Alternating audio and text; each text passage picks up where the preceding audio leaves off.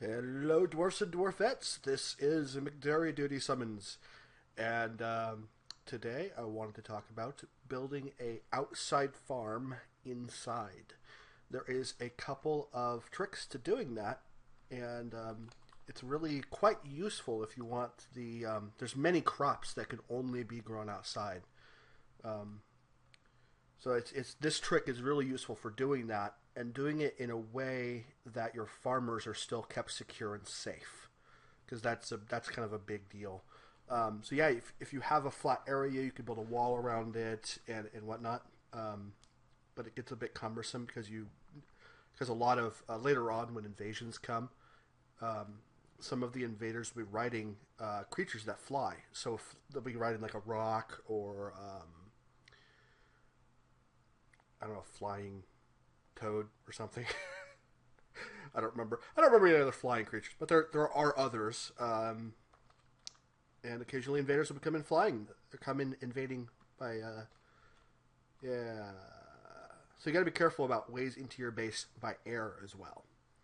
All right. So what I'm doing here is I'm channeling a column, an 11 by 11 pit that's going to be eventually into my base.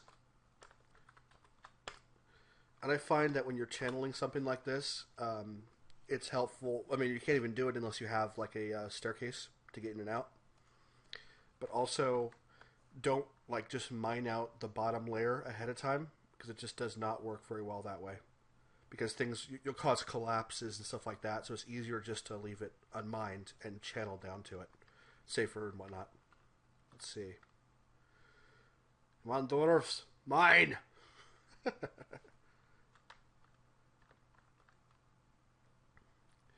always found it weird the pattern they choose. Look at that. They just do that top half first and they do it every time. There we go.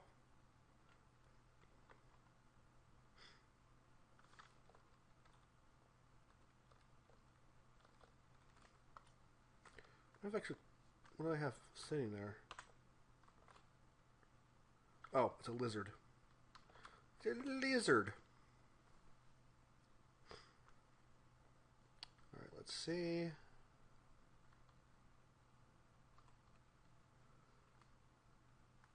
Oh, apparently need ammunition.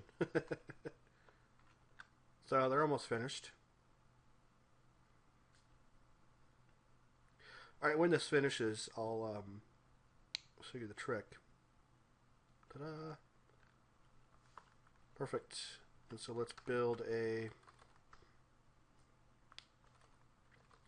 So I don't want to open this to my base yet because if I got invaded right now, I would have a hard time closing it in time to save my base. And so what I'm going to do is I'm going to this level. Yep. So you can see that stone stockpile. I've got a bunch of materials ready. And so what I'm going to do is start building a roof. Let's wait for a moment for some grass to start growing down here. The trick is that even though it only has to be exposed to outside once, and it becomes an outside plot. So you can see over here where it just says farm plot, and then over here it says no mud or soil for farm waters mud's left by water. That means it's looking as an outside plot. Even though it says that, you can still put a farm there. It's not a problem. I think that's a bug, and at some point you may need to irrigate, but for now that's how it works. So we go. Oops, we got pause. There we go.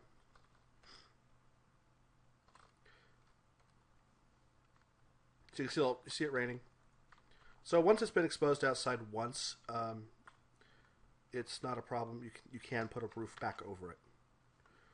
And so what we'll do is we'll build a floor here.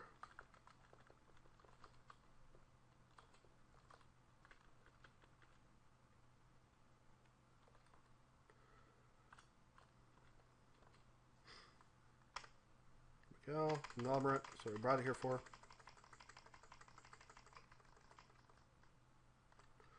And I can do shift enter. There we go. And since that stockpile of stone is probably not big enough for the entire pit, I'll just do a big section like that at a time. And then that staircase right there, you can see that right there. I need to block that off somehow, so I'm just going to build a wall.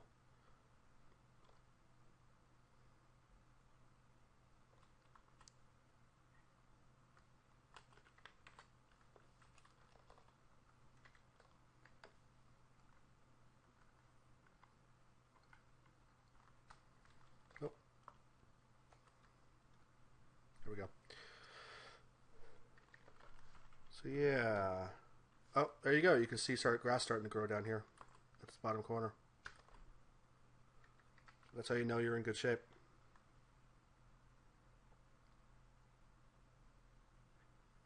Alright, so I'm going to pause it right here. Let them finish building this, and then I'll come back when I want to build the walls. Alright, I'm back. As you can see, let's go up here. That is almost finished building. I have the staircase capped off so nobody can get in. And as I mentioned from the above, the coming in from the air is a concern. But as you can see, there's already a floor there above. So I dug it in a spot where I didn't have to worry about that. And so that's all finished. That's designated, or that's assigned to be built, so that should be built shortly.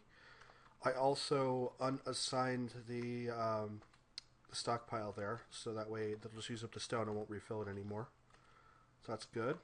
Alright, down here, last thing I want to do is I want to open this up for access. Now that it's basically safe. It's still early enough in the game, we're not going to get flyers, so I'm not too worried about right now. Get those miners in there. Get in there, mine. Yeah, there's also a couple other different reasons why this is useful. You can actually put a landfill in here, or a garbage dump.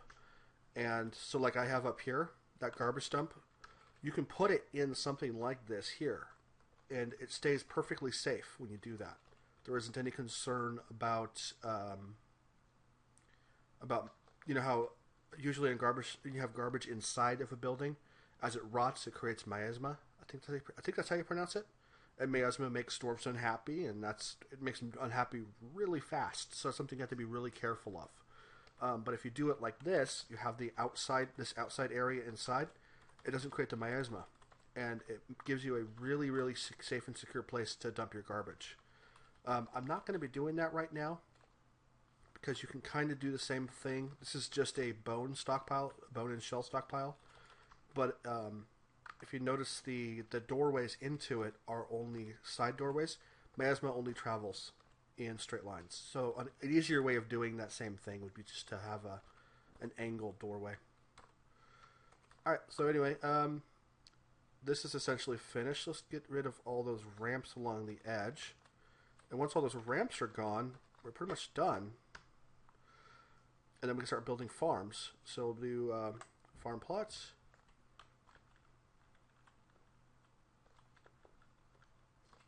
It's often useful to have your farm plots in multiples of 7, I think it is.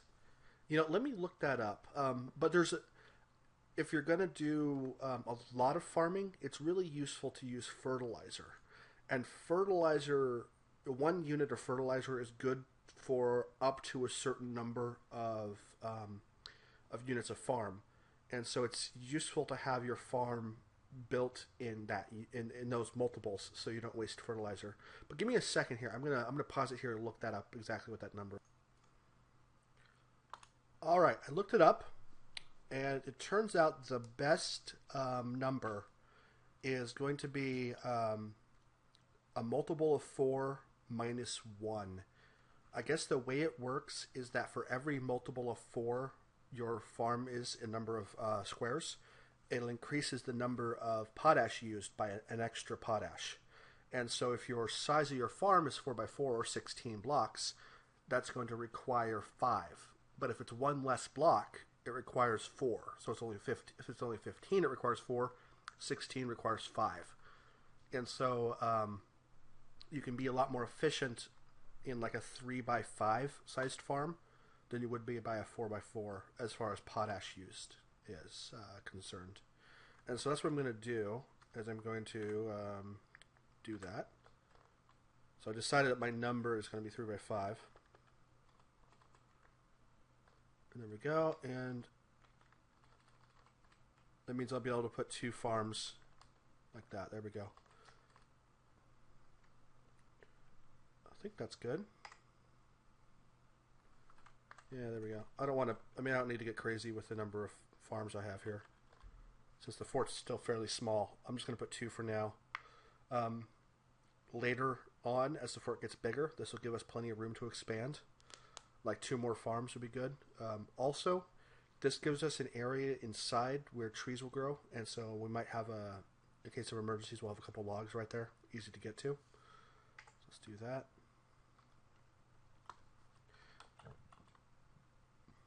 Ambush! Curse them!